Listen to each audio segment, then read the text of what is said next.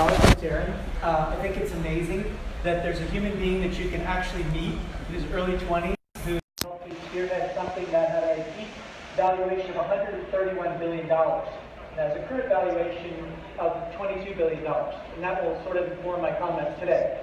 So I'm going to talk about the Battle of the Titans. I'm not selling anything. I'm not representing any company. It's a completely commercial-free message. And it's states, countries, versus corporations, versus the people. And if you see this from King Kong, I think of the large dinosaur representing governments. I think of King Kong representing corporations, and there's a human. But only one of the three at the end of the movie is still alive, and that's the humans. So just remember that. It seems overwhelming. So, and I have that on purpose there. Okay, here we go for Mr. Toad's Wild Ride.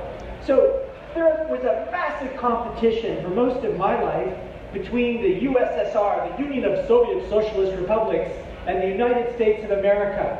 And the United States emerged triumphant. Woo!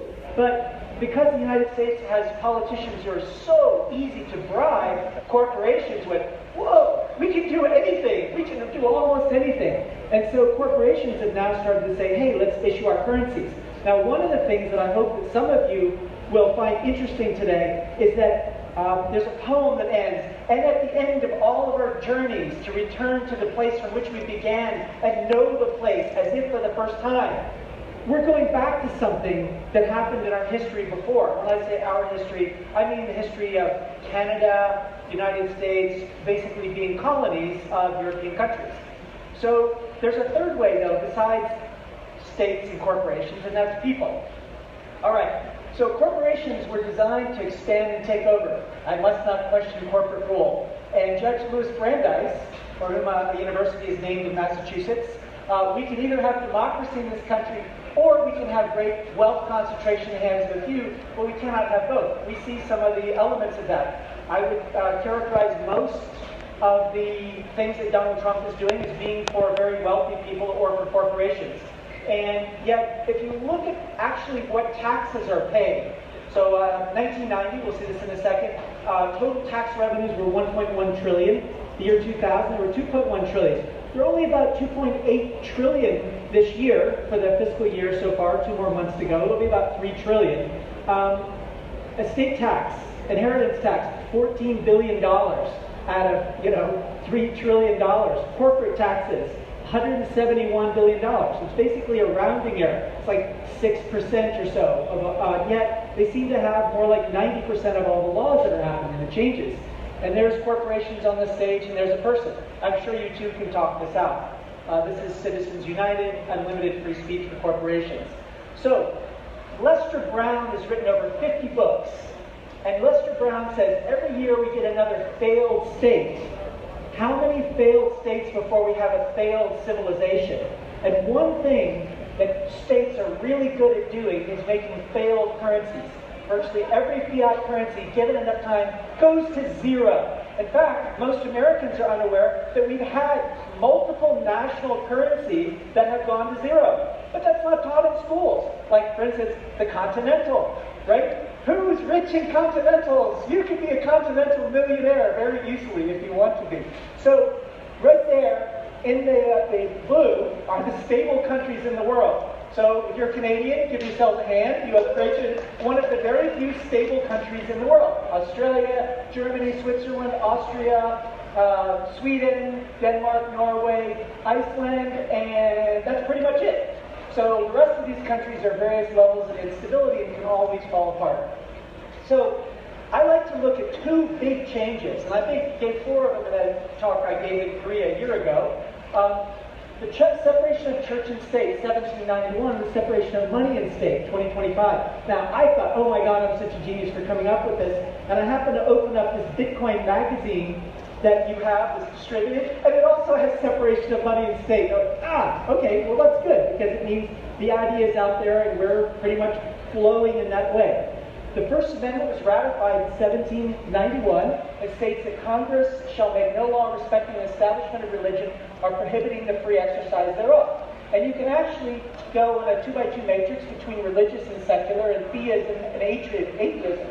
I'm going to coin a new kind of paradigm today. This is the first time this slide has ever been shown. There are three kinds of governments. There are officially theist, like the Islamic Republic of Iran or Saudi Arabia, based around Wahhabism. There are officially secular, believe it or not. U.S. and Cuba are both secular. I know a lot of people go, Cuba is officially atheist. It's not. You can find synagogues and Catholic churches and stuff there.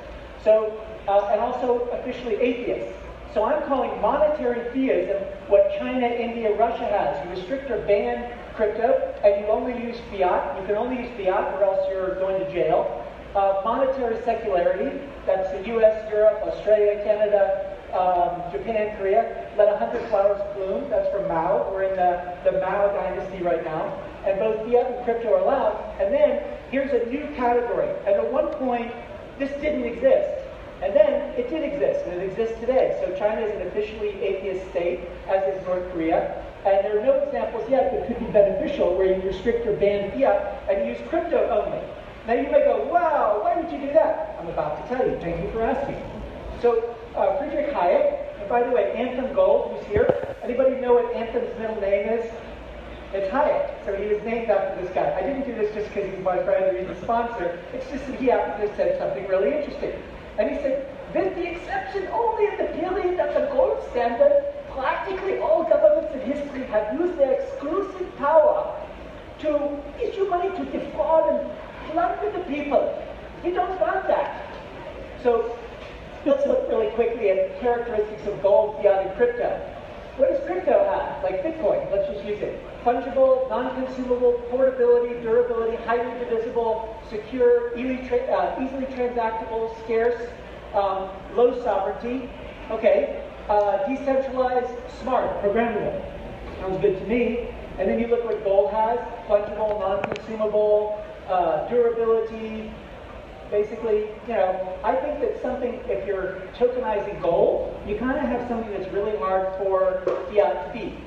Now, what's great about gold? Gold has maintained its buying power, perhaps in loaves of bread or hours of labor for something for 5,000 years. And I have been referring lately to Bitcoin as the atomic clock of money. So you have basically 5 things that the Constitution gives to the U.S. federal government, and one is maintaining weights and measures and standards. And I think that ultimately you can't say the dollar is a standard, because can anybody in this room tell me how many dollars there are? Can anybody tell me how many are counterfeit? Can anybody tell me how many there'll be in 10 years? You can't. And in fact, you probably can't even tell me 1 year ago, 10 years ago, and so on. But with a little bit of time, a little bit of Googling, you can say exactly how many Bitcoin there were at any given day over the last 10 years, and you can figure it out over the next 10 years. Just throw in the happening. We know when that's going to happen. We know there's not going to be more than 21 million Bitcoin, and we know that no counterfeits of Bitcoin have ever survived more than for 45 minutes or so. So basically, and we know where Bitcoin is going for the next 130 years. So nobody knows about these things, because it's a religious article of faith. And that's why I talk about banning fiat as being basically monetary atheism, because you don't have to have faith in something that is so arbitrary. The Economist magazine predicted 1988 we were going to have a world currency, and also talked about this. And so we are heading toward a world currency. It's not going to be the dollar. We created too many enemies, and we have 1,000 military bases out there. I think Bitcoin is the red pill bringing a separation of money and state. You take it, and all of a sudden the world looks differently to you. And Hayek also said on the denationalization of money, that's what he called it, history of coinage is an almost uninterrupted story of debasements, a history of inflation engineered by governments for their gain. So basically, why is government monopoly of money indispensable? It deprives the public of the opportunity to discover and use a better, reliable money. And if you want a really good summary of this, I highly recommend George Gilder's new book, Life After Google. And he's got a whole chapter in there about why free is terrible. It prevents you from having the information of price discovery, and it screws up markets. And so he said, blessed will be the day when it will no longer be from the benevolence of government that we expect good money, but from the regard of the banks. We should just say, basically, from people with concerns about legitimacy for their own interests. So corporations versus nation states. We have over here the government saying, Apple, Google, Facebook, and Amazon have almost total control of everybody's lives. It has to stop. The guy says, you sound angry. He says, no, just jealous. And then we have this tweet from Donald Trump, which is written by Steve Mnuchin. By the way, you know what Steve Mnuchin's greatest accomplishment is? The Ben Affleck movie, The Account, which is awesome. But other than that, I'm still waiting. So, I'm not a fan of Bitcoin or other cryptocurrencies which are not money and whose value is highly volatile and based on thin air. Oh, the irony. Unregulated crypto assets can facilitate unlawful behavior, including drug trade and other illegal activities. Well, have anybody here seen one of El Chapo's cash stashes? It would fill the state. So what are they talking about? And so, okay, and then I love this thing. Big Brother's over here on the right, and which is sort of laser pointer. And then the Facebook guy says amateur, while meanwhile the iron giant of Google is in the back there, and here's a little person writing on his laptop. Within the confines of their increasingly influential platforms, the social media companies are basically all three branches of government. They're making policies like legislators, they're deciding like the judicial branch, and they're executing government policy, and they're indistinguishable from intelligence agencies. So we know we have 17 intelligence agencies, but we also have Google and Facebook and WikiLeaks, which are all intelligence projects. So, and then we have the roots of corporate power here. That diagram, if Facebook was a country, actually correct grammar is were a country, over here we have the number of monthly active users and the place. So first we have Facebook, then we have China, then we have India, and basically so on, WhatsApp, Instagram, then USA, then Twitter, and so on across the board. You can see that. And if Apple were a country, its GDP would be greater than Portugal. Portugal has about over $230 billion in reserves, and it could launch an investment program twice the size of the Marshall Program, which took Europe, devastated by World War II. 50 million people died in World War II, and could do something twice as big. Multinationals are well placed to go and do their own currencies. And we also have what Susan Strange, what a cool name, I guess you could call her the real Dr. Strange, at the London School of Economics, calling it the retreat of the state. Like, why do we have Elon Musk and Jeff Bezos doing the space program? Well, because the state is retreating, and I think they'll retreat for money. Now, here's where I'm going to go back. Sorry, this is tugging on my ear a little bit. I want to go back to the past, because I think that most people don't realize that we've been here before. So, we're operating, tech giants operating a space that the internet was originally created by governments. We'll talk about that in a second. But 400 years ago, the East India Company and the VOC dominated this new world. And they had charters that gave them privileges. And the Verenigde Oost-Indische Company, the VOC, or they call it in Dutch the VVV, that company was worth $7.4 trillion in today's dollars. And look what it was able to do. Amsterdam was the capital, basically for most of the 17th century, dominated. So it was the invention of the stock market, futures, derivatives, and they were pretty much ruling it. An entirely new role ensued. They were the financier of the world. And their shares were listed on the Amsterdam Exchange, so was the East India Company.